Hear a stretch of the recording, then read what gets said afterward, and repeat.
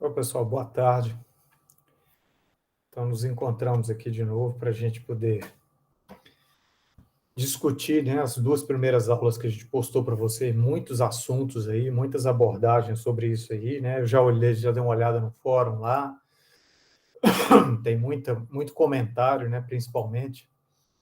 E a primeira coisa que a gente vai fazer aqui é abrir a palavra para vocês evoluírem dos comentários para perguntas, porque é na resposta das perguntas, né, que a gente consegue encapsular, às vezes, o problema que parece que é de um, mas é de vários, né? Então, essa questão do planejamento territorial não é brincadeira, né? Precisa ter uma complexidade muito grande, né? Como eu sempre falo nas outras aulas, e quem é meu aluno já escutou isso várias vezes, está no reino dos sistemas complexos, né? Essas coisas todas aí que incidem sobre essa questão territorial, né, espacial, tem uma série de questões que precisam ser colocadas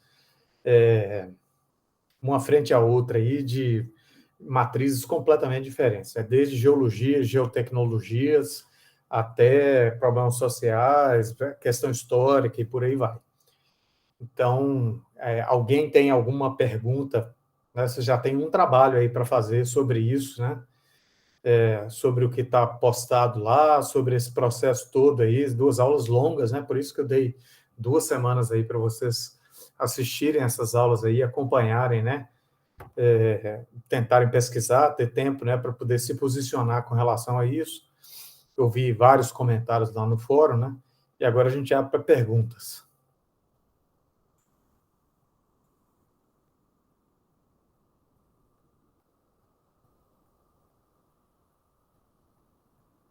Ô, professor, eu coloquei até no. Boa tarde, né? Primeiro, Tudo bom, Lara? beleza. Eu coloquei até um tópico de discussão lá, né, do fórum que você falou pra gente colocar, que Uhum. uma coisa que me chamou a atenção foi a questão das políticas territoriais, né? Quebrar os paradigmas que existem. Aí você Uhum. colocou lá uma questão de equilíbrio relativo e tudo. Aí você podia dar um exemplo disso, assim, para a gente poder. Que eu fiquei Sim, mais curiosa em relação a isso, assim. sim, claro. Eu vi o seu comentário, que está no último parágrafo do seu comentário, né? Me chamou a atenção a proposta para a realização de um processo elaborador de políticas territoriais mais eficientes e que acompanham com coesão, né, esse desenvolvimento. Do que se trata isso, né? Que tanto a Lara quanto foi colocado lá para vocês.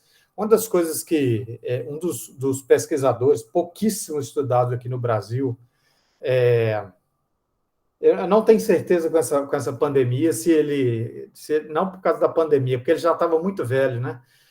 Que é o Roger Brunet, que é um geógrafo e antropólogo francês, que ele lançou uma teoria, né? Que chama Teoria das Descontinuidades. Então, ele trabalha, em vez dele ir meio na maré assim, da desconstrução do processo positivista de pensamento e de construção científica, né? Mas muito assentado, né? Ele não destrói isso, né?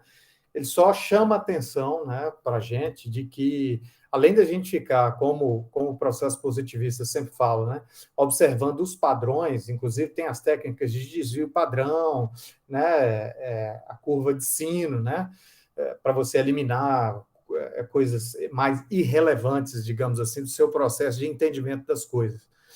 Como geógrafo e antropólogo, né, ele chamou atenção para uma coisa muito interessante, que é a questão das descontinuidades. Em vez da gente sempre procurar o padrão e jogar fora os poucos resultados, digamos assim, ruins que a gente teve dos nossos ensaios, dos nossos estudos ou qualquer coisa dessa natureza, e simplesmente desconsiderá-lo, tirar ele do processo, né, já que o padrão, né, como deveria acontecer, a continuidade, né, tão mais avassaladora do que a descontinuidade, a gente costuma tornar isso irrelevante. Ele vai trabalhar exatamente na descontinuidade. Então, como antropólogo e atento a esses processos históricos, então, né, muito se fala, virou moda ler o Lefebvre e tudo e tal, não há nenhum problema, é excelente, um pensador, né, a gente pode dizer contemporâneo também, muito interessante e tudo, que traz essa discussão da temporalidade sobre as coisas e tudo e tal, mas o Roger Brunet, eu acredito, faz isso com de maneira muito mais incisiva. Então, se a gente for pegar essa questão, né, toda essa volta para chegar na questão da descontinuidade, o que acontece no processo de desenvolvimento brasileiro? E a gente se acostumou a isso. Aquele slide que eu mostrei para vocês ali, né, que é a paisagem cultural, que no final das contas são as regiões e as cidades que a gente produz, ela é o reflexo do que a gente pensa, como que a gente se comporta. Então, o que acontece? É o nosso planejamento e o nosso dito desenvolvimento sustentável, a Lara colocou muito bem aí, eu nem gosto de usar esse termo de desenvolvimento sustentável, eu uso equilíbrio relativo das coisas, porque é assim. O que você tem é um processo muito descontínuo, tá? Então, o que acontece? Essas descontinuidades elas precisam ser observadas. O que acontece toda vez, né, que o Brasil está atingindo níveis respeitáveis, digamos assim, né, de maior equilíbrio. Se vocês forem lembrar lá do segundo grau, né, de vocês, da física e da matemática, vocês vão lembrar das funções chamadas senoidais, né? Seno, cosseno, e por aí vai. Tangentes e tudo tal. São todas funções quadráticas e são todas funções que têm uma amplitude, né? Tem uma frequência, tem um tempo, tem um período de acontecimento, e elas são recorrentes. Elas são ondas, são funções de ondas, tá? E elas sobem e descem, elas vibram. Então, o que acontece? Quando você está subindo na curva, você está tendo um movimento ascendente, ele atinge um determinado ponto, é normal que você tenha esse movimento, né, dos desenvolvimentos nacionais em geral. Todo mundo vibra.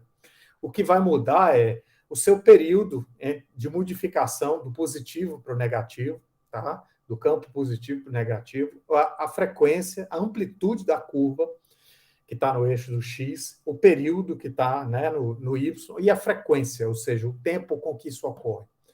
Então, você pode ter processos muito abruptos, né, onde essa coisa vai, a senoidal dela, ou a curva, vai ser uma curva extremamente alta, depois vai lá embaixo, com muita rapidez, que é o caso do Brasil. Você tem, né, os países europeus, países ditos de primeiro mundo, né, eles vão descrever, isso tudo eu estou tirando do Roger Brunet, viu, gente? Vou escrever aqui para vocês, aqui. Não estou tirando isso do meu sovaco, não, tá?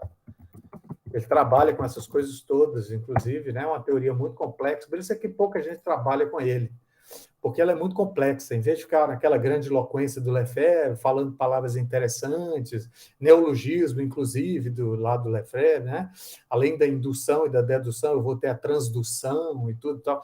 Transdução é um elemento da engenharia, inclusive, né? De materiais e tal, que ele adaptou para a sociologia. O Roger Brunet vai incidir sobre essas questões mesmo, né? Usando termos e terminologias, né? E equações e tudo tal, matemáticas, físicas e tudo tal, no meu entender, mais interessantes. Então, o que acontece? Você vai ter nesses países mais equilíbrios, não é que o sistema de desenvolvimento não vibre, não tenha momentos positivos, a inflexão da curva, e aí passa por uma instabilidade, vai ao negativo e volta para o positivo. Não se trata disso. Vai ter. Agora, a amplitude dessa senoidal, dessa curva, é muito pequena, tá? O período é muito longo, então ele passa mais tempo. Quando ele entra num processo negativo, né, ele volta rapidamente para o positivo e tal. E a gente fica vibrando numa frequência, né, numa amplitude muito, muito grande, tanto para o positivo quanto para o negativo, e com um período muito curto, com uma frequência muito alta. Então a gente está numa alta frequência de vibração.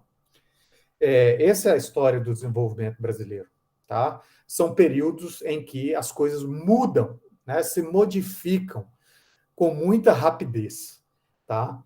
Então, o que acontece? Essas descontinuidades são frequentes, meio que a gente já se acostumou, e isso se reflete pela América Latina inteira, parece que a gente tem um certo amor atávico a essas oscilações, né? Enquanto não tiver tudo muito desarrumado, muito vibrando, com muita rapidez, com muita emoção, com muito sangue, sei lá, a gente não fica satisfeito, tá? O que eu procurei colocar para vocês ali é que, apesar dessas descontinuidades históricas muito, muito frequentes, né, tem certas coisas que predominam na cultura brasileira. E são coisas interessantes. Então, por exemplo, essa questão da escala, né? No final das contas, você tem diretrizes gerais federais que podem ser decompostas em diretrizes, né? Sejam elas legais, sejam elas de planejamento, né? Ou apenas diretrizes mesmo, que só direcionam, não determinam especificamente nada. Elas são federais, podem ser decompostas em planejamentos ou planos ou diretrizes mais regionais, no caso dos estados, e depois locais. Por que eu acho que as aulas estão marcando isso aí para vocês? Por que eu acho que no final das contas, a escala local, talvez, no final das contas, seja mais adequada? Não que você possa pegar a legislação federal, estadual, seja lá o que for, jogar isso fora. Não se trata disso. Tá? Elas são complementares, no final das contas, né? Mas é na escala local em que a vida, né, os dramas humanos e os méritos humanos, o próprio desenvolvimento, né, o sentimento de desenvolvimento, a sensação de segurança, a sensação de você ter uma qualidade de vida ou não, isso tudo acontece na escala local. Então é preciso que isso seja visto, né, e isso é uma das virtudes, talvez poucas, né, uma das poucas virtudes que a gente tem, não importa que a gente precisa começar a ver as coisas mais dentro da escala local, para que a gente tenha um equilíbrio relativo menos descontínuo, tá? E menos frenético do que a gente tem hoje. Então, a gente vive um movimento pendular entre a inércia total e a raiva pelas coisas que acontecem ou não acontecem. Então, a gente está aprendendo, né, principalmente nos últimos 40 anos, como que as coisas funcionam, qual que é o papel da gente dentro dessas questões todas. Tá? E a gente tem descoberto que os problemas são enormes, porque isso não foi tratado dessa maneira, né? Talvez ao longo da história brasileira inteira, né? Ou certos pontos ali, né? Que isso foi tratado de uma maneira um pouco mais efetiva, um pouco mais interessante ou não. Então, apesar desses pontos que se destacam, a gente ainda tem nosso processo historiográfico, né? Não vou nem falar que é o processo histórico, que tende a desconstruir determinadas coisas, por exemplo, né?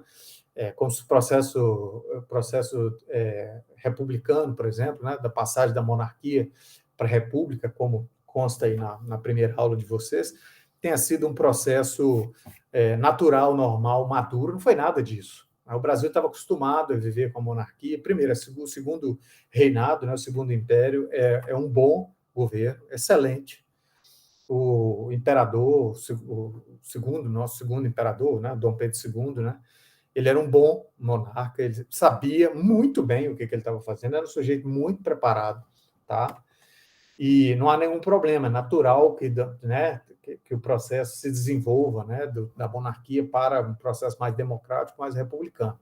O problema é que você precisa, né, que isso seja amadurecido, que a própria população queira esse tipo de coisa. Então, você né, o corte ali, né? A primeira coisa primeiro Portugal vem, fica aqui entre 1808 e 1816. Há um boom de desenvolvimento, que a corte portuguesa está aqui, o Brasil vira, né, Reino Unido, a Portugal e Algarves, porque, né, a corte portuguesa, o próprio território português está invadido por Napoleão, então o Brasil vira sede do governo português. Então são 8, 9 anos aí de muito desenvolvimento por necessidade. É criado o Banco do Brasil, a primeira universidade, blá, blá, blá, a gente já sabe mais ou menos dessa história. Depois o rei de Portugal, né, o Dom João VI, resolve voltar para Portugal porque a Inglaterra venceu a guerra, Napoleão foi deposto e tudo e tal. Portugal volta a ser Portugal. Depois disso, fica aqui na mão de Dom Pedro I. Depois há a independência também, que é um processo, não foi sangrento, não foi nada disso, mas é um processo abrupto também. Tá? É necessário fazer isso, ele faz. Mas aí logo depois ele abandona. Ele vai embora, larga o filho dele aqui, inclusive. Então o filho dele foi criado, né, por outros, né, vamos dizer assim, e foi empossado naturalmente depois como segundo imperador, mas o próprio Dom Pedro I larga ele aqui e vai embora para Portugal. Então larga o Brasil, abandona o Brasil. Então, depois disso, a gente tem um longo período aí, mais ou menos entre 1400 e 1846, em 1889, né, onde funciona o Segundo Império. E é uma hora em que o Brasil vai se desenvolver bastante, inclusive. O Dom Pedro II está antenado com essas coisas todas. E o que acontece em 1889 é, de novo, uma ruptura, é um corte. O próprio Roger Brunet trabalha com essas terminologias de ponto de ruptura, isso e aquilo. É bem adequado, né? Cabe a teoria dele, cabe para você estudar uma enormidade de coisas, né? E aí o processo republicano também é uma ruptura, tá? É uma ruptura, é um desejo personalista, não é uma coisa construída. A população brasileira fica perdida, não é à toa que o Brasil, entre 1889 e 1930, que é o governo Vargas, é uma maluquice, é uma sucessão de golpes militares, né? Política e economicamente, tudo se desarruma e se desarranja durante esse período. O Brasil não se encontra, né? Se perde completamente. Uma época muito bagunçada, não é à toa, tá? Que a partir de 1930, né? Que em 1930 a gente tem a Revolução de 30, né? Que advém do movimento tenentista de 1922, deságua na Revolução de 30. É preciso lembrar que Getúlio Vargas era integralista, tá? O integralismo é a faceta, né, fascista brasileira, né, digamos assim, fascista do ponto de vista filosófico, tá, gente? Naquela época você ainda não tinha muito claro, né? nem o nazismo estava formado ainda direito, né? O nazismo estava ainda remoendo o fascismo enquanto filosofia, né? A partir de 1933 é que o Partido Nazista realmente vai conseguir se colocar, e toda a ideologia nazista e tudo e tal. Então, quando a gente está falando dessa questão de comunismo fascismo, a gente está falando do ponto de vista filosófico. Então, Vargas é advindo, né, das hostes integralistas, né? Isso é notório, não sou eu que estou falando, isso é história, era desse jeito, ele participava do movimento integralista. Como filosofia, comunismo e fascismo no começo estão muito próximos, tá?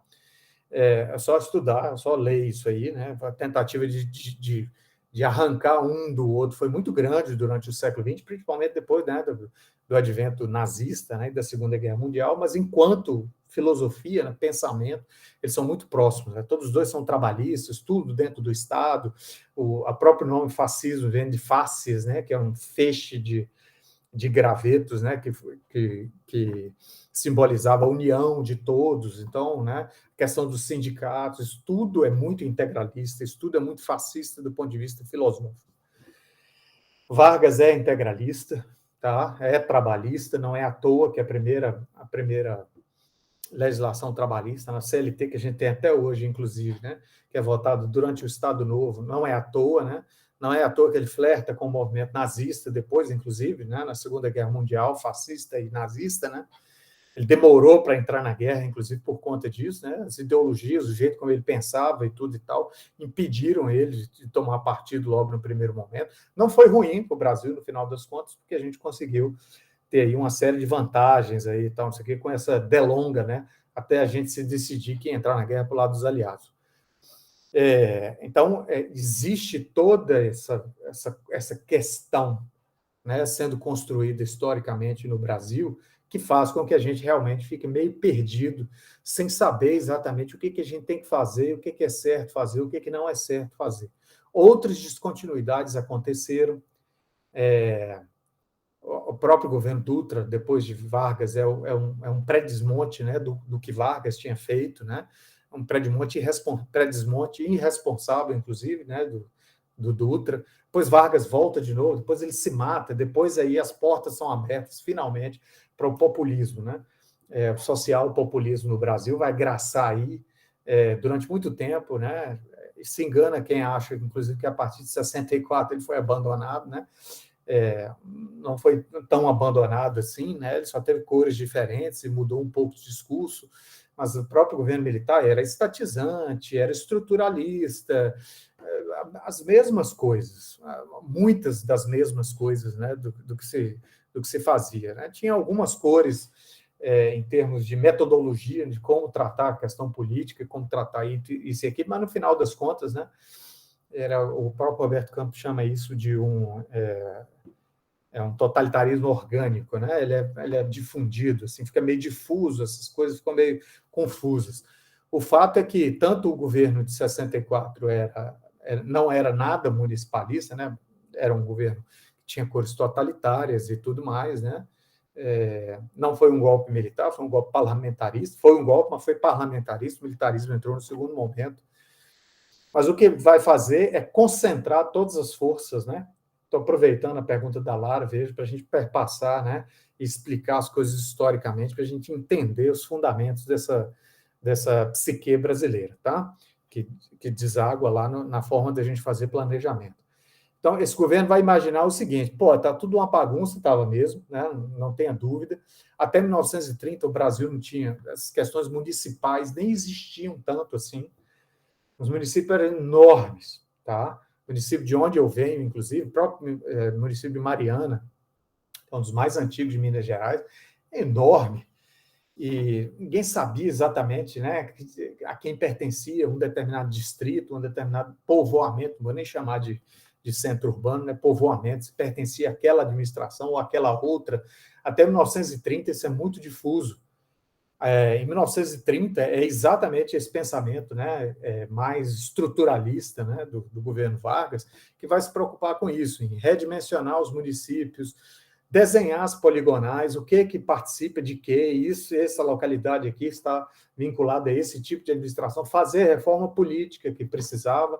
Até 1930 a gente não tinha prefeito nem vereadores, né? A gente tinha a Câmara de Vereadores e o alcaide, né? Ou seja, o administrador da cidade, que era o presidente da Câmara. Então, ficava, né? Não tinha Estado, era província, e essa nova estrutura, né? Do jeito que a gente conhece, foi durante o governo Vargas, foi feito. Então, vocês vejam, até quase próximo da metade do século XX, né, o Brasil ainda estava totalmente desorganizado do ponto de vista administrativo, né, do ponto de vista fundiário, inclusive, né, de terras, apesar de ter alguma legislação, né, desde o Segundo Império, alguma disciplina, alguma coisa, isso ainda era extremamente difuso. A quem pertence, você não sabe nem direito que uma localidade pertence aqui povoamento, ou aqui centro urbano, quanto mais quem que é dono de quê. Então, essas coisas todas, né, tiveram esse processo muito tardio de definição, né, das estruturas, de como é que essas coisas todas funcionam. Por isso, essa lógica cartorial estranha, né, bizarra, ainda no século XXI, louca, né, totalmente perdida no tempo e no espaço, precisa de alguém que diga que aquele documento seu é verdade, quando, na verdade, todo mundo que mexe com isso fala que é uma verdadeira máfia e tudo e tal, por aí vai. Não importa, né? Não cabe juízo de valor aqui. São heranças da gente, é só isso que a gente está querendo dizer. O fato é que, a partir de 1964, como foi o governo de Vargas, né? Era um governo que se propunha, de certa maneira, né, com alto grau de totalitarismo, ele pretende realmente concentrar poder. E eles vão fazer isso em todas as esferas, tanto a esfera administrativa, quanto a esfera de planejamento, quanto a esfera econômica. Por isso, inclusive, essa estrutura também, igual a nossa cartorial, alucinada, né, louca, trágica, de repartição de dinheiro. Né? Vai tudo para o governo federal, vem cascateando para os estados, para o município. Isso é proposital. Assim. No primeiro momento, se quis ter o controle disso, né? Eu preciso ter o controle, porque de Vargas a 1964, a bagunça foi tamanha que você, de alguma maneira, né, fazia sentido você realmente trazer tudo para um poder só, para tentar, pelo menos, organizar aquilo ali, e aquilo se perdeu, obviamente, né? E o interessante é que o pessoal coloca isso na conta do governo militar, tem que colocar mesmo, foram eles que fizeram, mas depois que o governo dito democrático, a partir de 85, assumiu, ninguém se propôs a desmontar esse modelo. Esse modelo perdura, né, razoavelmente do mesmo jeito até hoje. Isso aconteceu com o planejamento também. Um minuto, João. Então, o planejamento da gente também foi centralizado, tá, no governo federal. E ele era dado para os estados e para os municípios. Os planos diretores que foram feitos nessa época, inclusive, são planos diretores muito bons, tecnocráticos, né?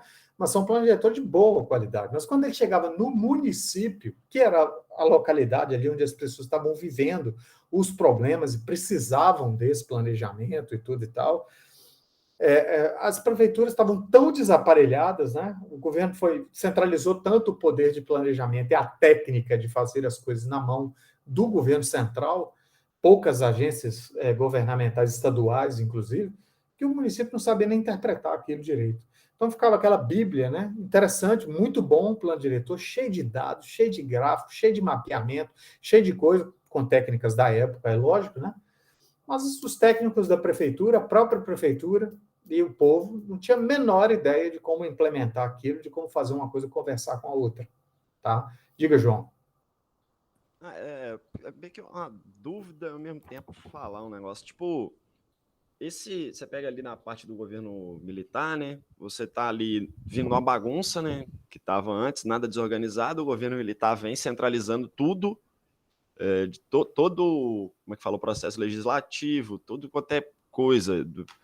Vem centralizando, vem ali construindo várias estatais, fazendo dívida externa muito alta, contando muito com o retorno de investidores, que amanhã ou depois falar, meu país está estruturado, eu tenho infraestrutura, tenho tudo, agora eu vou descentralizar. Só que aí veio a crise da década de 70, do petróleo, que parou todos os investimentos mundiais, né? E o governo continuou fazendo mais empréstimos, não, vai passar. E não passou. Durou mais tempo do que imaginava. Isso não gerou meio que uma consequência para perdurar tanto essa centralidade de poder, não? Que chegou um certo momento que, não, agora ninguém vem mais. Agora não tem investidor para me comprar, por exemplo, vamos supor, uma Petrobras, não tem mais, ninguém quer vir mais. A gente já está não é só muito grande.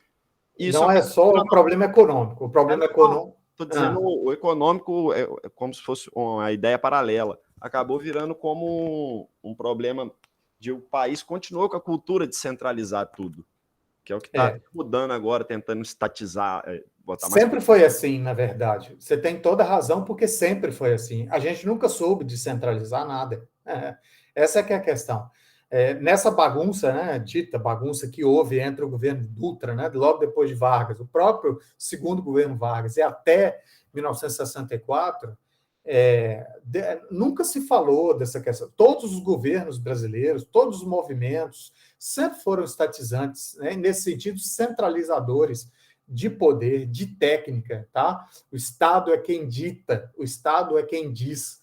Então, a verdade é que a gente não sabe trabalhar de outro jeito. Quando entrou o governo militar, ele trabalhou do mesmo jeito, tá? Tinha alguma metodologia, alguma outra coisa, algum pensamento um pouco mais positivista, isso e aquilo, mas fundamentalmente estatizante, tá? Não há espaço na cultura, não cabe aqui de novo juízo de valor, estou falando nem que é certo, nem que é errado, estou falando que foi assim, desse jeito. Quando veio a crise do petróleo, como o João falou, que desarticulou o mundo inteiro, porque todo mundo, continuamos ainda, inclusive dependente do petróleo, está vendo aí a Alemanha, o que foi fazer com a matriz energética dela, deu com os burros na água. Achar que turbinas eólicas, placas fotovoltaicas, você vai poder desmontar todas as suas usinas de energia nuclear e pegar o petróleo e dizer para a Rússia, muito obrigado, fique com seu gás e com seu petróleo, deu no que deu. Ninguém, meu Deus, o que está acontecendo com o mundo? Consequências das escolhas que fizeram. É assim que a coisa funciona. Mesmo jeito, né? Grandes inflações, grandes baques que deu no mundo inteiro, até no seio norte-americano, inclusive, por conta da questão do preço do petróleo e da dependência do petróleo, foram enormes, né? Isso nunca deixou de acontecer, né? Isso que o João falou, será que não contribuiu e tal? Com certeza contribuiu, porque nem no governo militar a gente abandonou essa história. Mesmo o governo militar era altamente estatizante e altamente centralizador. A gente não sabe fazer as coisas. A gente talvez a gente tenha tentado fazer alguma coisa dessa natureza, mas a gente não sabe trabalhar com o mercado. De novo, professor Roberto Campos, né? Quem não leu, né? Lê uma leitura muito interessante, Lanterna na Popa. Ele é um dos grandes pensadores brasileiros, né? Satanizado, é claro, e tudo e tal, mas assim, mas por que não lê-lo, né? Se eu li Milton Santos, se eu li Maria José, esqueci até o nome dela agora. Se a gente lê todas as coisas, né? De um lado, se eu li David Harvey, se eu li todos esses... Por que não ler Roberto Campos? Né? Tem que ler, tem que colocar as coisas todas em coisa. Ele chama isso, né, de um estruturalismo orgânico, alguma coisa dessa natureza, assim. Não me recordo direito. Ele fala isso, o brasileiro não sabe lidar com o mercado, com a teoria da escassez. Não sabe. Não sabe. Não adianta que não sabe. Tá? E esse é um troço neolítico, não é capitalista, nem socialista, nem comunista, nem isso. A gente costuma dar essas denominações meio esquisitas e reducionistas, todas elas são reducionistas, né?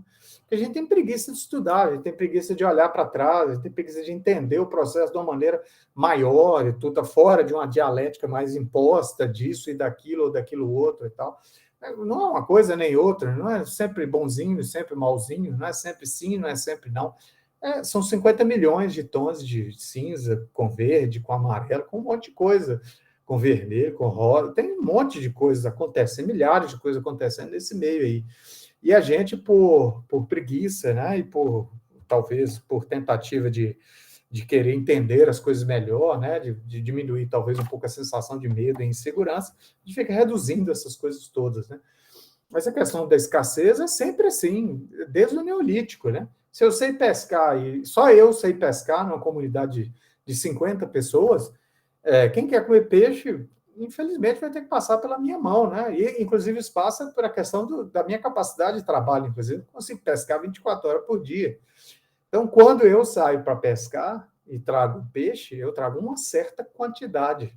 Essa quantidade acaba. E as minhas horas dedicadas a isso acabam também. Se eu não vou fazer outra coisa na minha vida, eu não sei pescar peixe.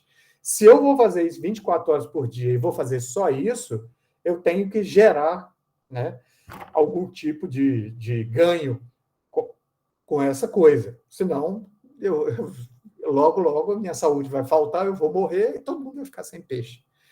Então, são coisas desse nível, assim, né? Se eu descubro como é que trabalha melhor madeira e construo melhor, né? São habilidades, são tecnologias, são isso, são aquilo, que trabalham em cima dessa noção de escassez, né? As coisas são, os recursos são escassos nesse sentido, né? No sentido ambiental também, de certa maneira, e tudo tal, mas escassos na medida em que há toda uma cadeia, né? Mesmo de extração, que faz com que uma coisa sobre, que uma coisa falte e tudo e tal. E ele falava sempre muito disso, né? A gente não sabe trabalhar com isso. A gente tem água demais, a gente tem terra demais, a gente tem um povo generoso, a gente tem um monte de coisa e tudo e tal, e a gente vai ser pego sempre nessa lógica da questão da escassez, né? Que é uma lógica político-econômica, né? Que dita um monte de coisas em termos culturais, né? No Brasil. Então, sim, de certa maneira, né, a gente foi pego aí num ciclo vicioso, mas nós não fomos pegos num ciclo vicioso, a gente já estava no ciclo vicioso. A gente é que achou que alguma coisa que a gente tinha conseguido sair um pouco dele, tudo tal, parecia até. Mas, na verdade, quando você vai olhar, né, fundamentalmente, isso está sempre na história brasileira, né? Tem sempre essa questão, né, do Estado ditando as regras e ditando as coisas. Não que você não deva fazer um mínimo de regra, tem que ter, tá? Mas isso tem que ser claro, tem que ser transparente. Daí essa volta toda, por isso que é bom as perguntas e os pontos de discussão, para voltar lá na questão da Lara, né? E hoje, o que a gente faz? A gente tem que refundar esse pacto de novo. É preciso a gente rever as nossas bases, e rever urgentemente. Tá? Eu não sei por que a gente não acredita em infraestrutura, por exemplo.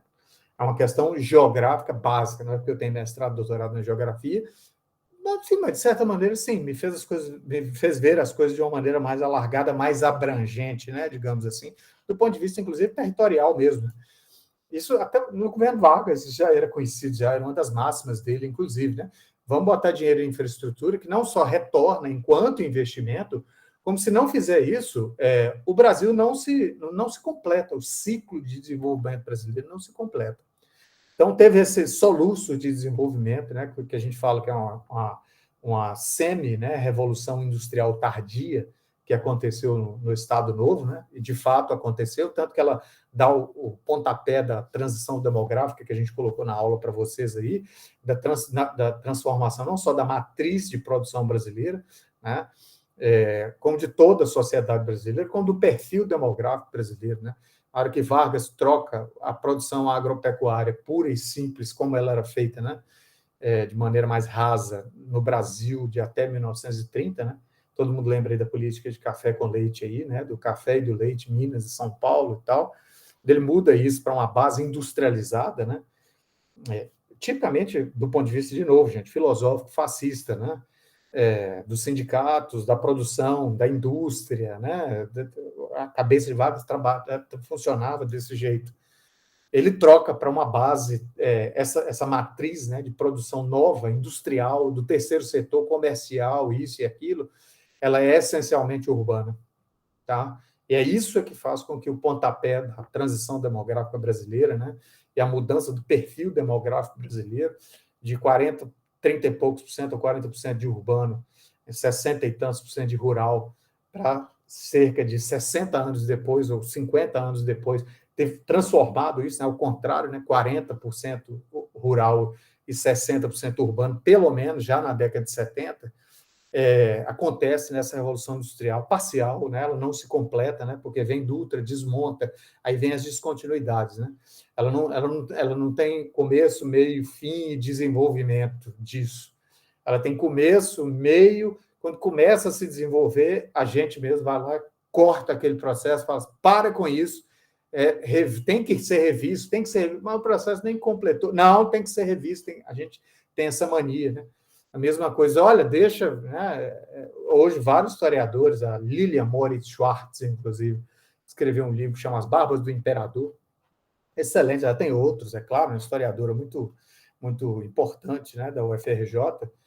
Uma das coisas que ela fala é isso, né? O processo republicano brasileiro não amadureceu, não foi um movimento que veio, né, amadurecido da sociedade brasileira, um anseio da sociedade brasileira, né, que por esse amadurecimento exigiu uma troca da monarquia para o processo republicano, né, muito mais adequado, ninguém tem dúvida disso, não se trata disso. Né? Isso não aconteceu, isso aconteceu com um golpe militar, né?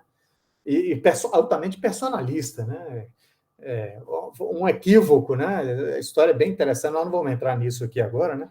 Mas é mais ou menos assim, no período de 48 horas, o Marechal Deodoro da Fonseca, né, muda de monarquista e amigo particular e admirador do imperador em 48 horas para, se ele vai apontar essas pessoas para um novo gabinete, então deixa comigo que eu vou lá e eu derrubo. E foi lá doente, né? Inclusive ele estava extremamente gripado, né? Com a gripe, infecção de garganta, então você pode imaginar no século XIX como é que ele estava já idoso já e tal.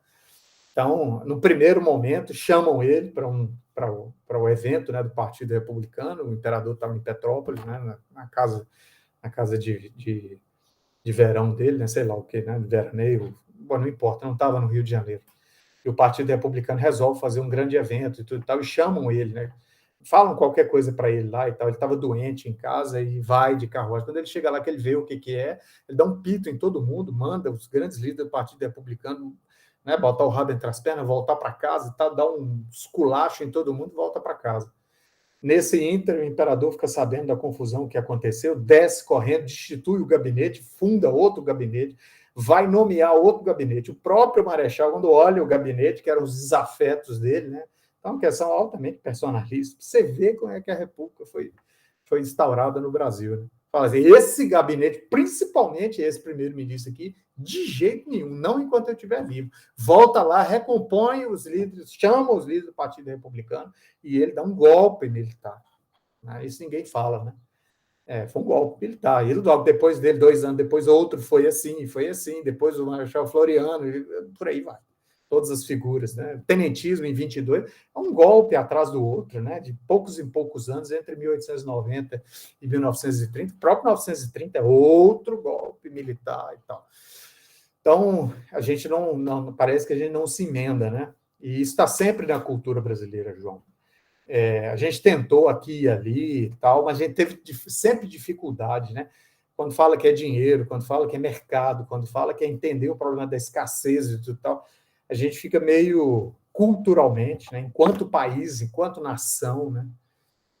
A gente é meio perdido com relação a essas coisas, né? A gente entende talvez seja, alguém já falou que é um problema psicanalítico, né? Que a gente perdeu o pai, que foi Dom Pedro II, né? E nunca se recuperou da perda do paizinho e tudo e tal, né?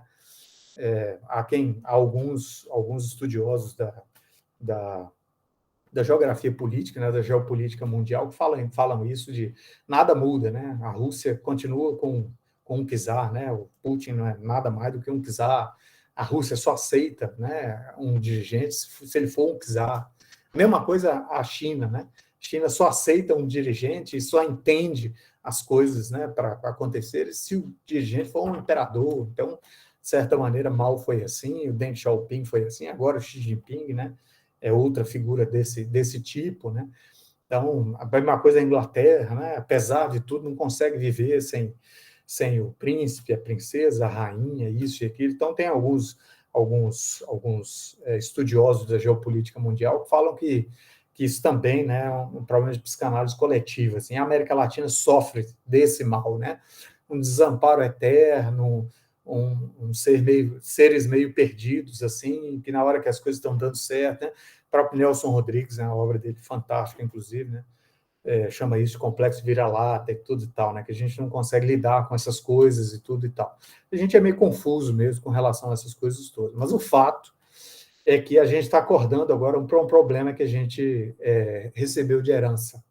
Os municípios que a gente está vendo, que é onde os problemas são resolvidos, é onde os impactos ambientais estão sendo gerados, a priori ali, na origem, é onde o problema de saneamento acontece, é onde o problema, né, de tudo, inclusive da corrupção, é mais fácil de ser combatido, porque a gente sabe onde o prefeito mora, a gente sabe quem é o prefeito, a gente sabe quem é o vereador tal, de que partido que ele é, o que ele faz, que grupo que ele é ligado, te encontra com ele no meio da rua toda hora e tudo e tal.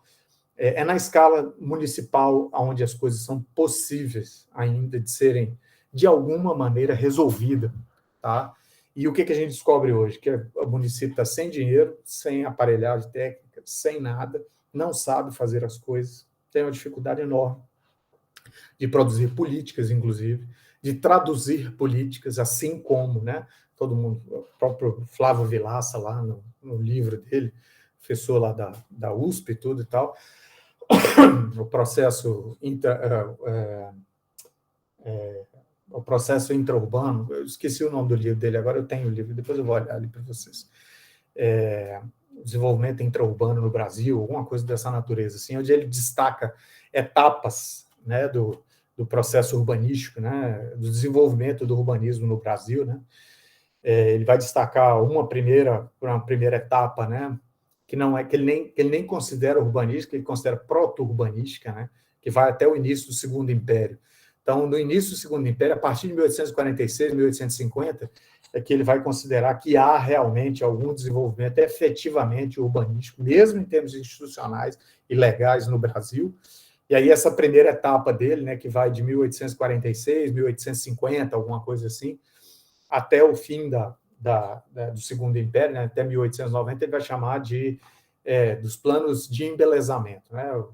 As questões urbanísticas no Brasil, como eu coloquei na aula para vocês aí, são muito focadas no Rio de Janeiro, assim como a Europa está olhando para Paris, está olhando para Berlim, está olhando para Londres, as grandes, né, estruturações, Paris principalmente, né, com a reforma de Haussmann, né, do Barão de Haussmann, que era prefeito de Paris na época. A gente vai estar olhando para o Rio de Janeiro aqui no Brasil. São Paulo ainda não tem a pujança que tem ainda, né? Obviamente, né? O centro, né, nervoso brasileiro, né? A cabeça de lança, a ponta de lança brasileira é o Rio de Janeiro. Então está todo mundo de olho no Rio de Janeiro. Tudo mais ou menos que o Rio de Janeiro está apontando vai servir de modelo para o Brasil. O que o Rio de Janeiro está fazendo? O Rio de Janeiro está copiando Paris, Londres, Barcelona e tudo e tal. E não está fazendo isso de maneira sistêmica. Quando Haussmann faz Paris, derruba Paris praticamente para reinventar os 21 arrondissements, os 21 bairros de Paris, ele está pensando no embelezamento, sim, mas isso é uma parte do plano, porque ele já começa a implantar, em 1848, ele já começa a implantar, inclusive, metrô, saneamento básico do tipo esgotamento sanitário e tudo tal. A gente não faz isso. A gente fica só com a parte que, como sempre, né? A gente quer plantar árvore, a gente quer trocar o paralelepípedo, a gente quer pintar o meio-fio e tudo e tal. A drenagem, o esgotamento sanitário, o marco de saneamento brasileiro do ano passado. né? Um negócio inacreditável, né? Que você tem um marco sobre o saneamento brasileiro, que é uma diretriz geral federal. Diz, olha, todo mundo tem que olhar isso aqui mais ou menos, para a partir disso aqui fazer os seus planos setoriais. É de 2020. Um negócio inacreditável. Inacreditável.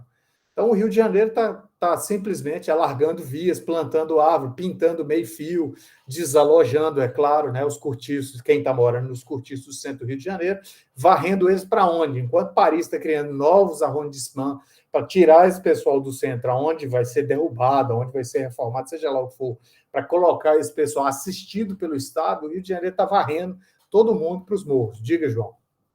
Oh, professor, mas, por exemplo, os problemas estão nos municípios. Mas como é que o município vai resolver um problema se eu não me engano, o único imposto, a única verba que ele tem direito de usar como quiser é o IPTU, e mesmo assim eles nem sabem como cobram.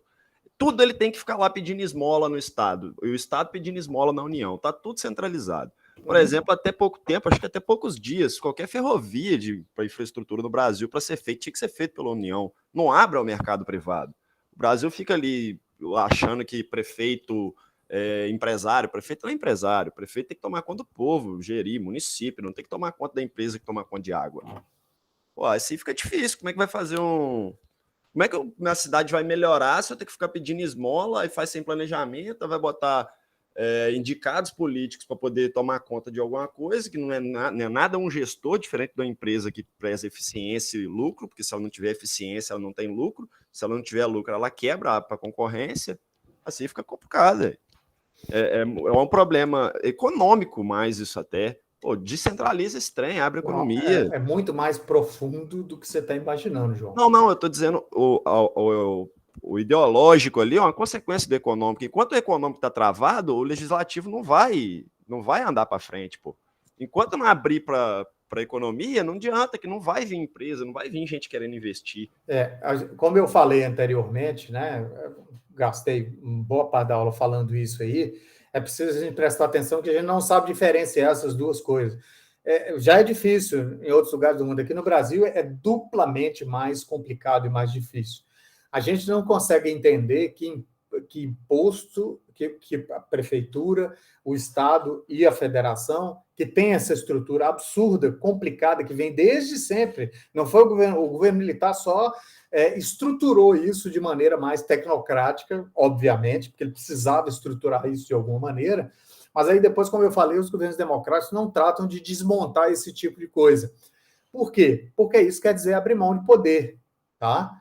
Então, quando você obriga o município a pedir esmola para o Estado e o Estado pedir esmola para a federação, você cria esse movimento de dependência, e aí até citando o grande Fernando Henrique Cardoso, ele tem coisas muito interessantes mesmo, inclusive a teoria da dependência, que ele não vai falar dessa estrutura interna, não do espaço intraurbano. Lembrei o nome do livro do Flávio Vilaça agora, O Espaço Intraurbano no Brasil. O Fernando Henrique Cardoso está naquela linha lá, meio do Veias Abertas da América Latina, aquela picaretagem toda lá. Ele está pensando, né, como o Milton Santos pensava meio assim também, somos países periféricos, está pensando na escala global. Mas você pode aplicar absolutamente isso para a escala intraurbana. Então, o que acontece? Quando você perpetua esse estado geral de dependência, aí entra a teoria da dependência, né, do Fernando Henrique Cardoso, se aplica como uma luva, né?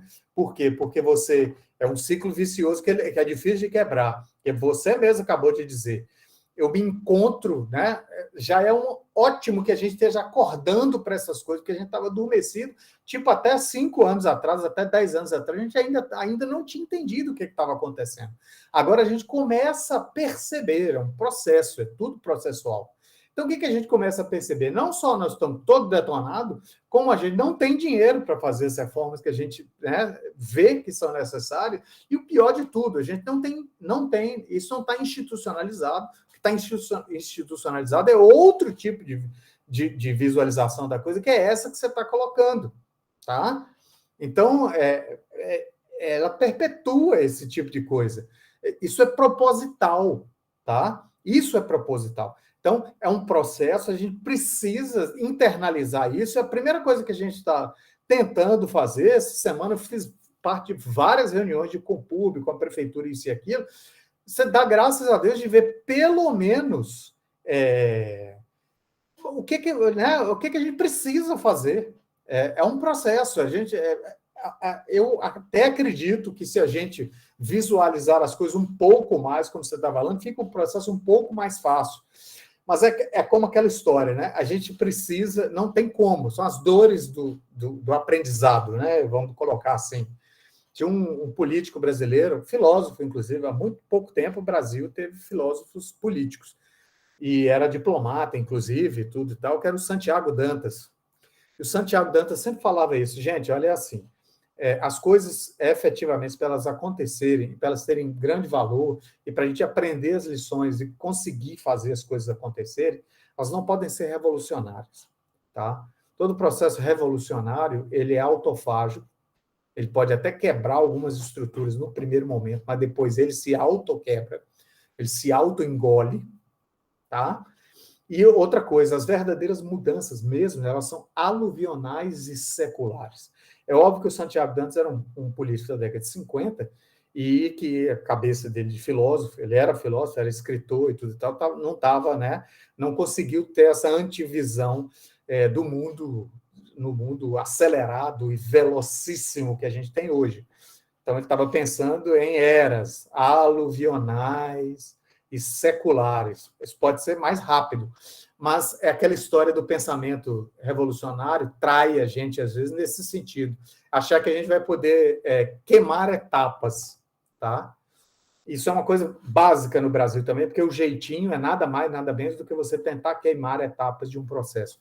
Não adianta, tá? Não adianta, porque isso é processual. Então, eu fico feliz de ver as pessoas finalmente acordando de um sono profundo, despertando para esse tipo de coisa e fazendo esse tipo de pergunta que você fez, né? Não cabe aqui juízo de valor também, mais para lá ou mais para cá, mas se perguntando como é que as coisas podem ser feitas e podem ser resolvidas, tá? Numa situação em que a gente se encontra agora, sem dinheiro, ainda achando que, né, o dinheiro público... dinheiro público, gente...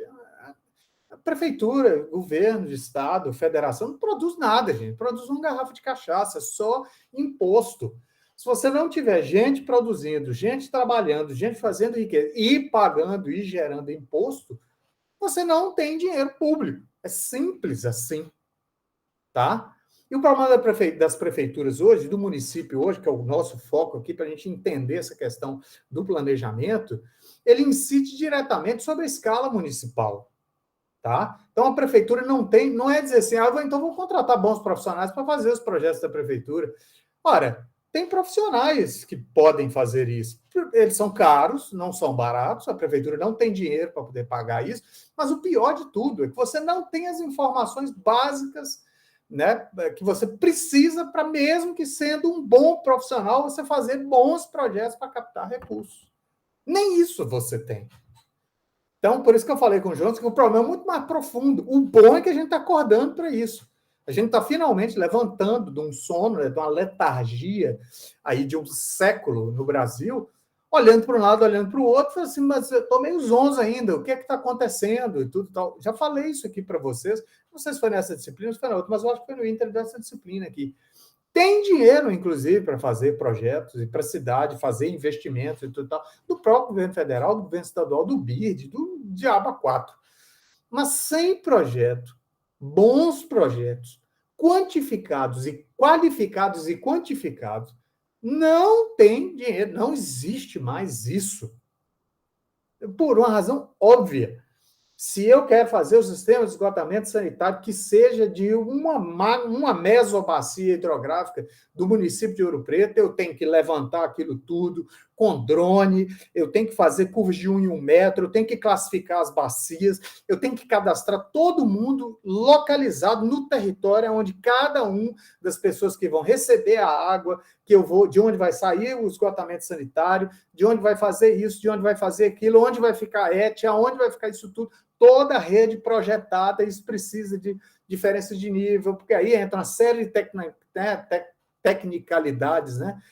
A rede de esgotamento sanitário ela não pode ser pressionada, enquanto a rede de drenagem ela é pressionada o tempo inteiro, né? Porque a própria água de chuva e descendo vai pressionar o sistema o tempo inteiro.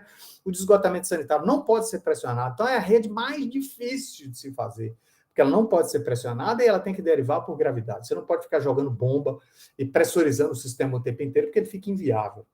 Então, quando você vai olhando, o que é que você precisa? Bom, para fazer isso eu preciso disso, fazer isso eu preciso daquilo eu preciso daquilo outro, daquilo eu preciso daquilo lá no fundo. Você sobe, você não tem nada. Nada, zero.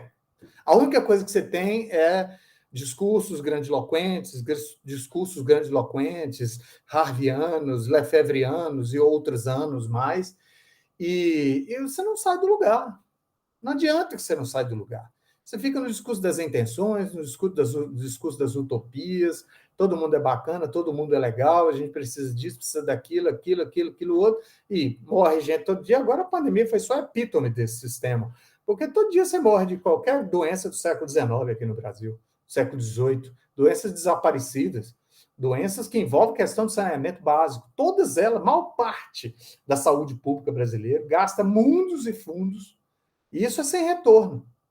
Sem retorno, porque todo ano você vai ter o mesmo problema, porque ele é fundamentado no problema de falta de saneamento básico, falta de drenagem, falta de destinação de resíduos sólidos, falta de tratamento de esgotamento sanitário.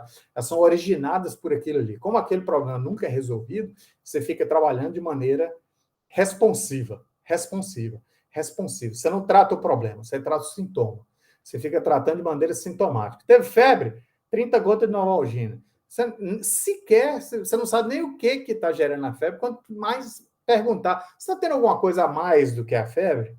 Porque essa febre sua está recorrente. Vamos investigar isso. Então, esse trabalho propedêutico, clínico, tá? Fazendo uma analogia aí do urbanismo com a saúde, a gente nem sabe fazer.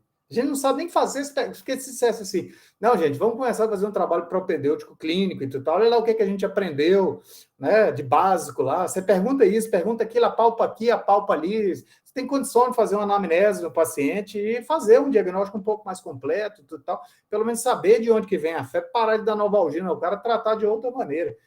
Não, a gente não aprende a fazer diagnóstico urbano direito, a gente não sabe quais são as perguntas que a gente tem que fazer. A gente fica promovendo e fazendo reflexões e vomitando filosofia sobre a cidade, não tem a menor ideia do que está acontecendo. Menor ideia, a gente não tem fundamento histórico, a gente não sabe culturalmente o que formou do ponto de vista institucional, do ponto de vista estrutural, do ponto de vista filosófico, como é que aquela coisa funciona, não sabe de nada. Então, o que a gente pode fazer agora, que nos deixa um pouco mais alegrinhos, que não vai ser mais para mim, com certeza, mas certamente para vocês, pode ser que venha a acontecer, é que pelo menos você vê as pessoas agora finalmente, né, levantando dessa letargia, para pelo menos começar a perguntar, mas peraí, gente, tem uma coisa errada aqui nessa história, como é que é essa história aqui? Esse troço não sai do lugar, ou que conversa fiada é essa que está acontecendo? Já é alguma coisa, faz parte do processo, tá? Faz parte do processo. Então, de alguma maneira, em alguma hora, tá? Esse curso de engenharia urbana se propõe a isso, inclusive, né? A pelo menos mostrar para vocês, né? A grande parte dessa disciplina aqui está voltada para esse tipo de coisa, né? O que é planejar, o que é fazer gestão? Tem diferença em planejamento e gestão? Essa pergunta interessante, né? Está fazendo uma hora de aula agora, nós temos que ir mais 20 minutos, 25 minutos. Talvez seja uma pergunta interessante para a gente discutir agora. Existe diferença entre planejamento e gestão? Projeto, planejamento e gestão, ou planejamento, projeto e gestão. Existe alguma diferença? Se existe alguma diferença, que diferença é essa? Em que termos se diferem uma coisa da outra? Uma coisa complementa a outra, do ponto de vista filosófico, né, de como uma coisa foi pensada, mas ela se materializa no espaço e no dia a dia, principalmente da cidade média brasileira. É possível se falar em planejamento, projeto e gestão como elementos simbióticos, como elementos que se complementam, como elementos que se somam, como elementos que, né, que têm uma coisa linear que nasce de um para o outro, que você entende um processo, entende quais os problemas que têm que ser resolvidos agora, a curto, a médio, a longo prazo, prepara o sistema, faz projetos, implanta estruturas, implanta metodologias para enfrentar coisas que foram antevistas há algum tempo atrás, para que você consiga, né, visualizar e, entre aspas, dar solução ao problema. Quando ele se apresentar, você já tem a solução. Isso, projeto de arquitetura, projeto de urbanismo, é isso. Você entender o que é ali dentro de uma escala, né, de projeto e você projetar uma coisa que ainda não existe, que ainda vai ser construída, né, antecipando problemas. Pô, tem a água, tem o esgoto, tem isso, tem... Será que a gente faz isso?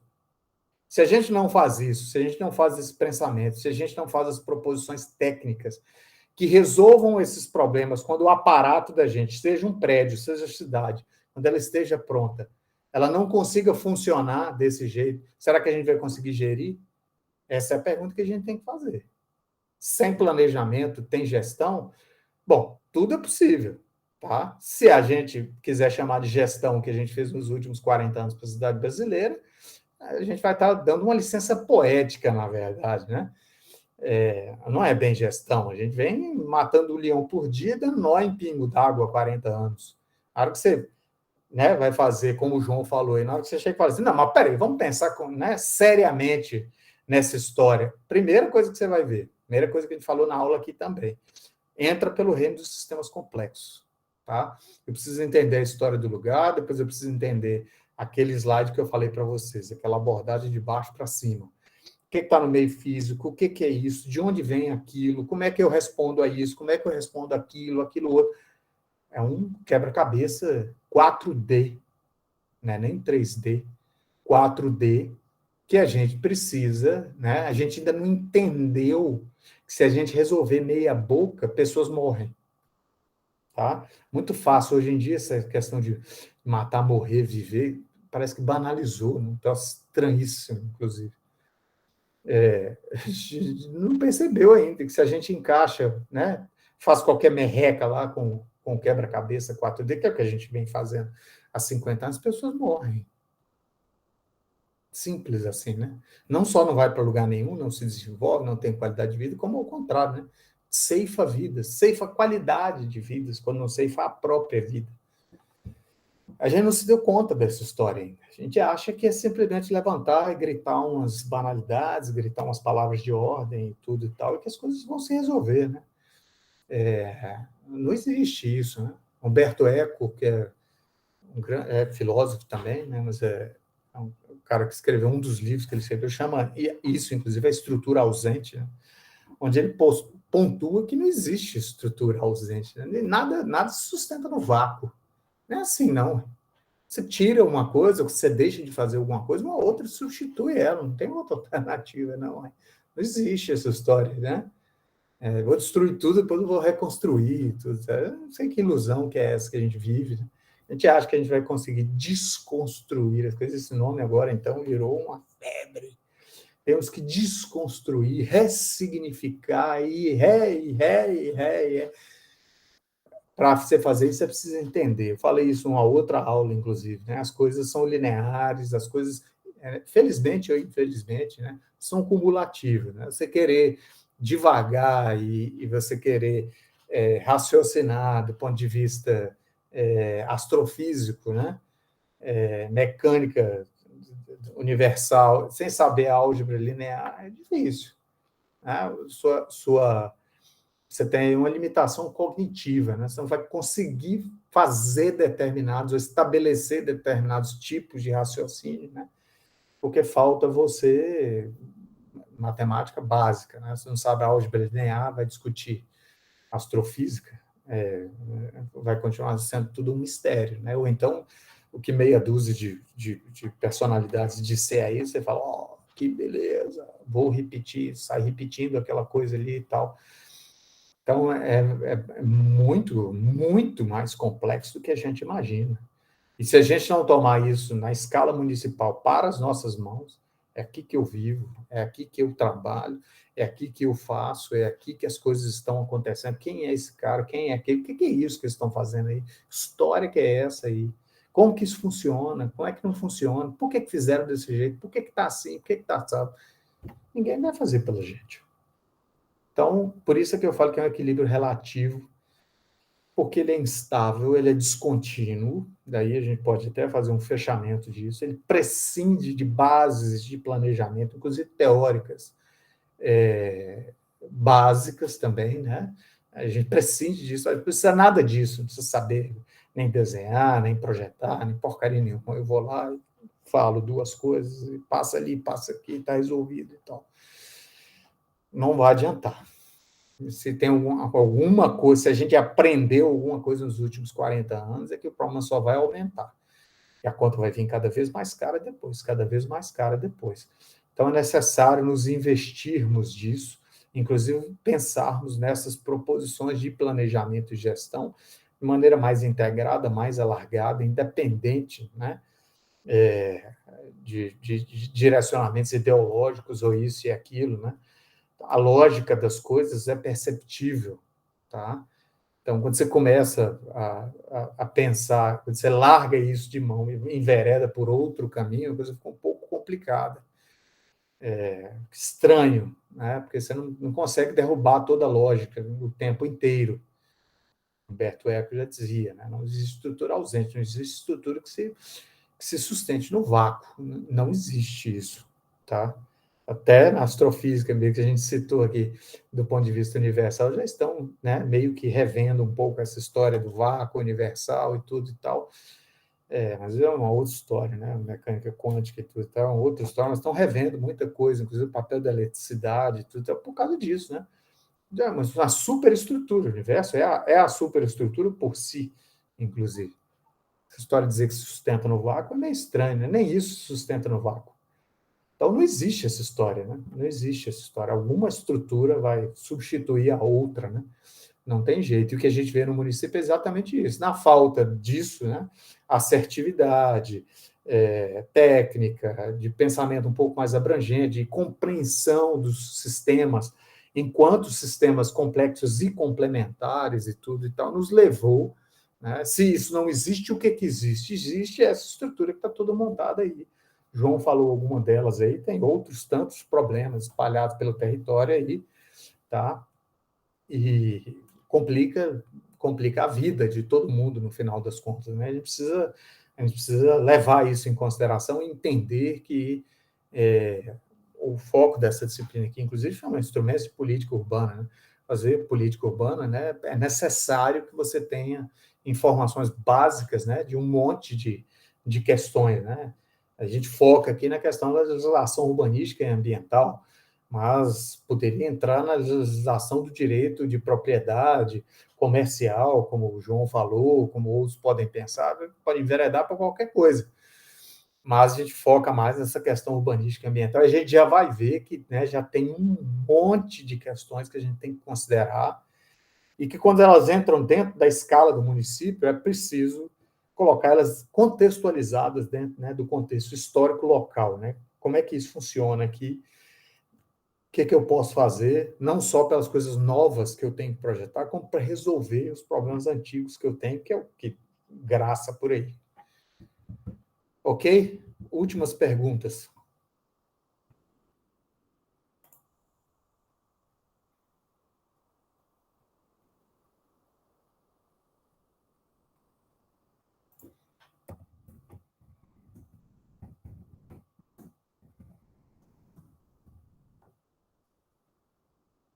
Vamos lá, gente.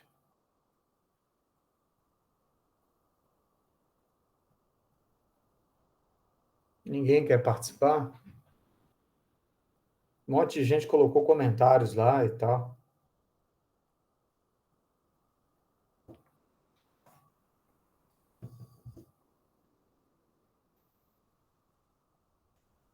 Ninguém?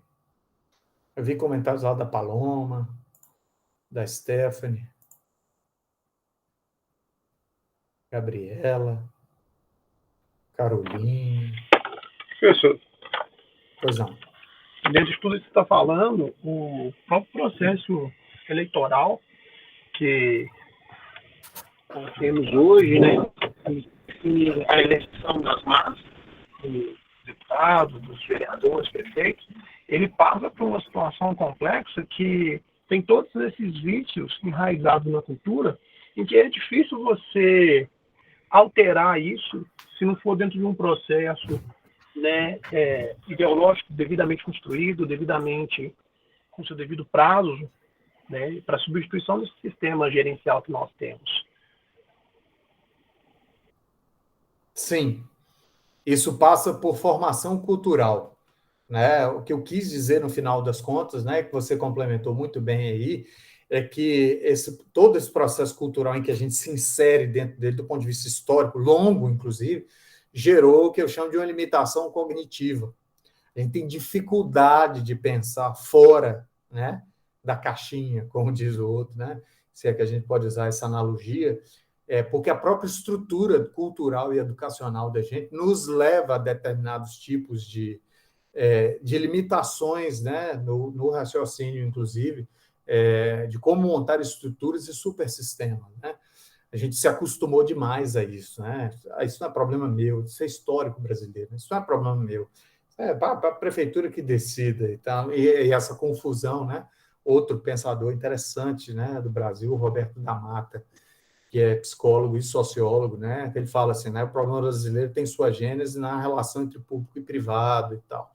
Não à toa, você como advogado vai, talvez me dê razão, um dos instrumentos orgânicos do município mais esquecido é o Código de Posturas, que ninguém sabe nem para que serve. Na verdade, o Código de Posturas é exatamente o Código Municipal que vai fazer essa mediação entre o público e o privado. Então, muito se fala em plano diretor, é claro, tem que fazer, muito se fala nessa lei, naquela outra lei, naquela e na outra. Aqui no Brasil, essa relação é tão difusa, tão frágil entre o público e privado, tanto de maneira, né, tanto para o bem quanto para o mal, que ninguém lembra do Código de Posturas. Tá? E é exatamente o Código de Posturas Municipais municipal que é essa lei em que vai mediar a relação entre o público e o privado, tá? Então, né? Tipo, dou ponto final na minha fala, digamos assim, né? Eis o problema, né? Isso está confuso na cabeça da gente, confuso, tá? E a gente está se sentindo um pouco assim confuso e tudo, mas parece que a gente finalmente está acordando, tá?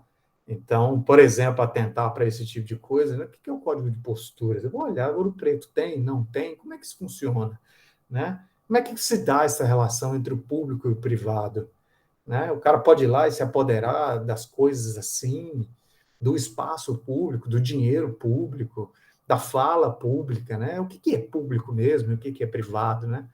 Aí você acaba descobrindo isso, né? Parece uma coisa óbvia, mas que ninguém lembra, né?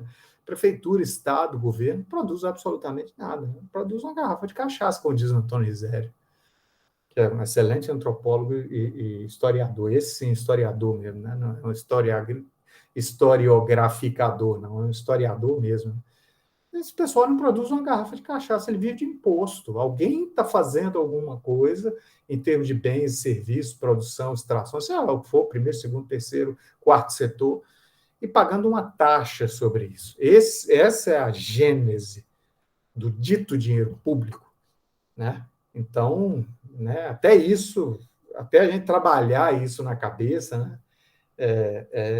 é complicado, é um processo cultural, né, como o Felipe falou. Todo dia 20 chega lá. As notinhas para poder pagar. Pois desse jeito. A gente ainda acha que é assim, né? Pois não, João, diga lá.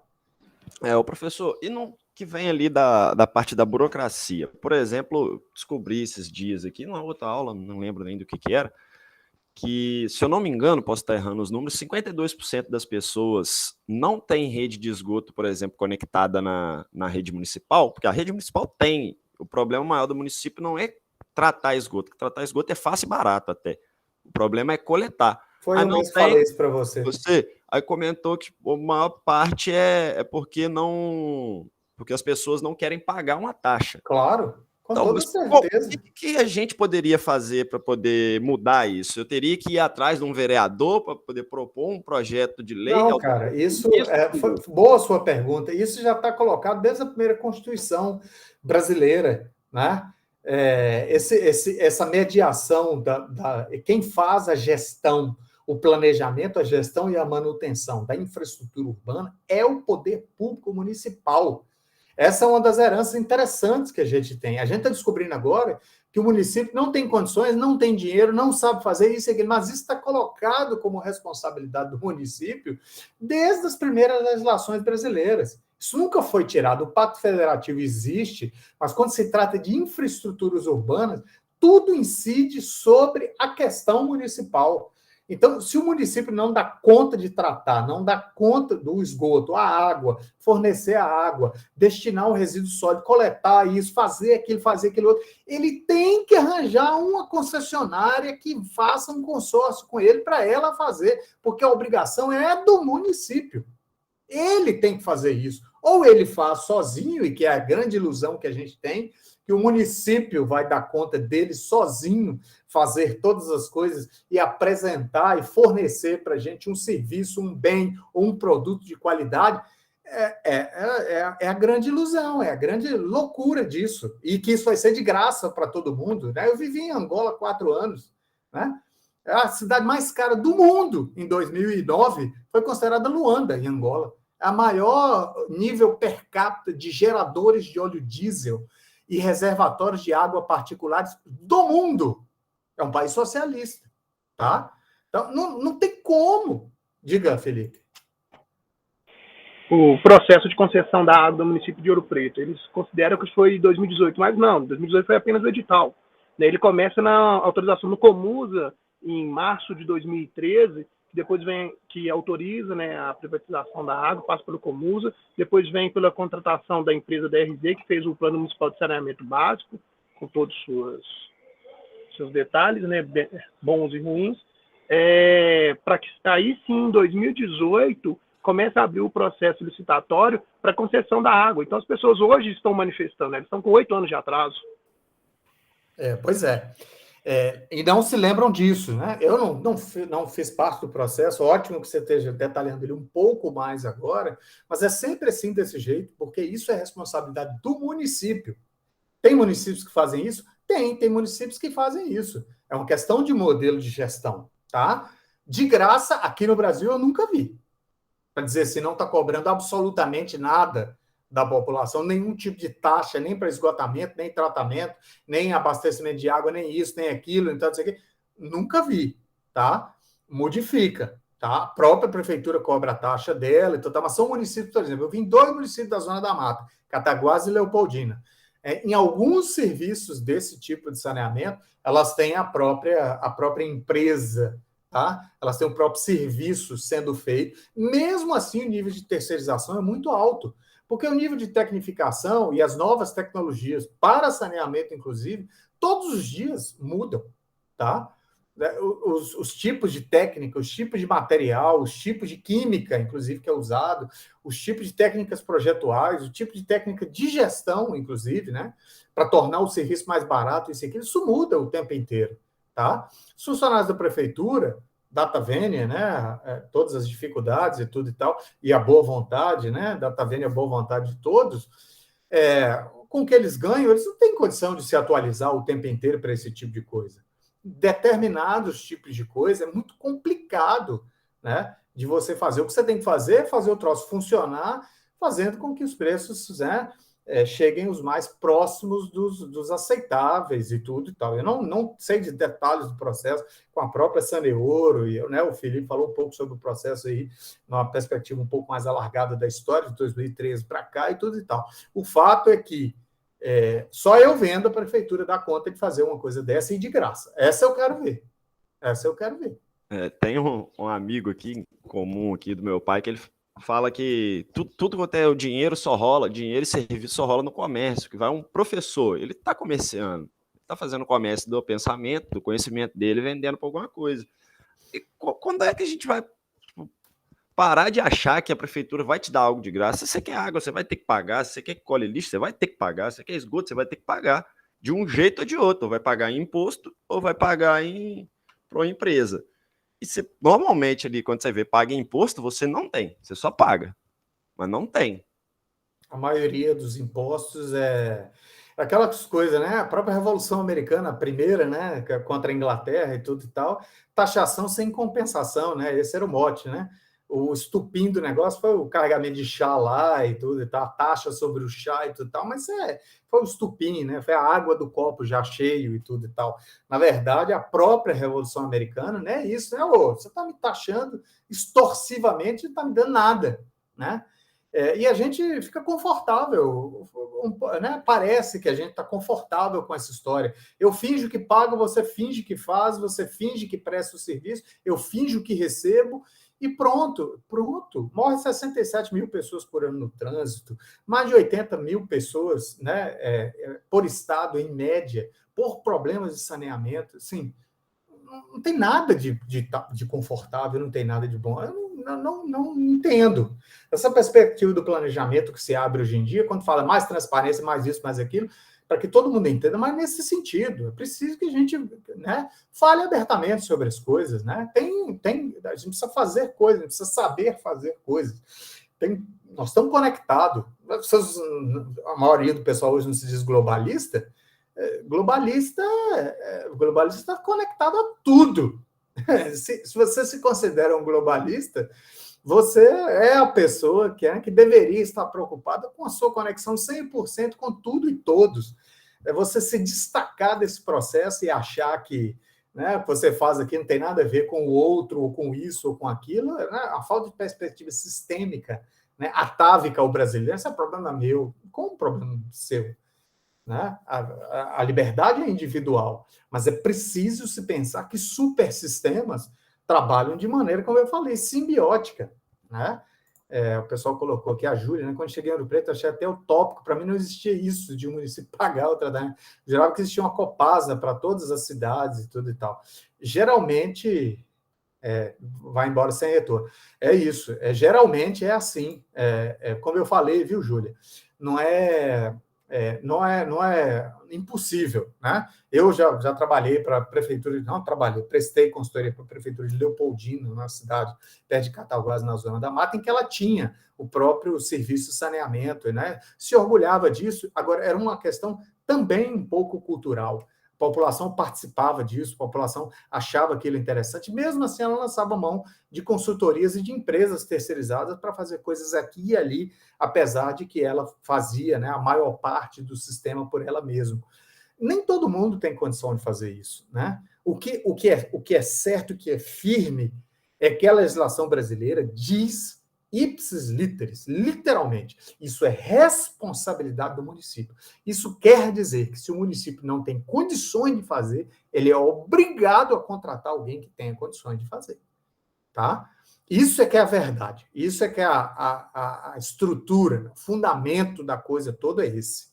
Assim como mobilidade, assim como saneamento, e eu vou mais além, vou para a educação e vou para a saúde. Porque é aqui que a gente vive, a gente conhece todo mundo, a gente conhece o vereador, a gente conhece o prefeito, a gente consegue ir nas reuniões, a gente consegue passar na rua e atolar o pé no esgoto. É assim. Ok, gente? Acho que tá bom por hoje, né? Valeu, obrigado. Boa semana. Então tá. Eu acho que semana que vem, eu acho que já tem gente saindo da reunião, mas só mais um minutinho aí. Depois vocês avisem lá no grupo da turma, qualquer coisa dessa natureza. Eu vou postar mais 2 aulas para vocês e vou dar mais 2 semanas, mesmo porque semana que vem está na volta do feriado e tudo e tal. E aí eu prefiro que a aula seja assíncrona, na verdade, na semana que vem.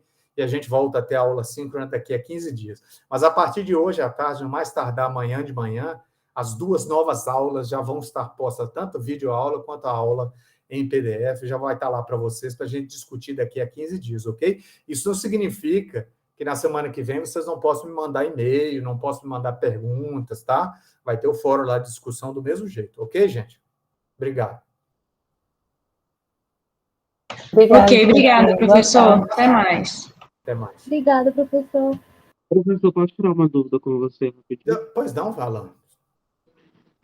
Porque sobre o documentário Entre Rios, eu não sei se ainda o número da turma está em ímpar. Aí faria eu, o Anderson e a Karine, pode Tem ser? problema não, em trio, né? Isso, é. Eu acho que Pode, tem para problema ainda, eu não não. sei Não, se não mais tem a pena problema fazer. não. Pode Tá bom? fazer. Tem sem Então tá. problema. Obrigado, viu? Nada. Obrigada, viu, professor? Nada. Tchau, Mais, tchau. Karine.